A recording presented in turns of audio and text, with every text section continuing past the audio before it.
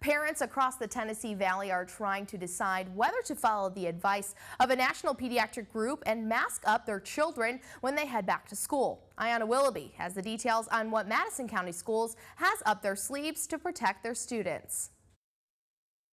We start the school year with mask optional.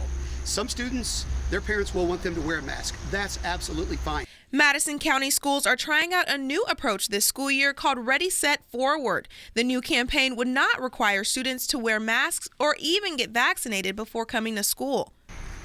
We can't mandate that you have to have a vaccine.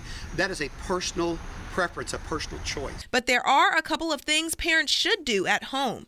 The same thing we asked last year. Parents, before you send your children, do a temperature check at home. I asked parents on Reddit if they plan to mask their children this school year. One user responded, quote, "My kiddo has been wearing masks to preschool every day for a year. And when he begins pre-K next month, he'll wear a mask there too."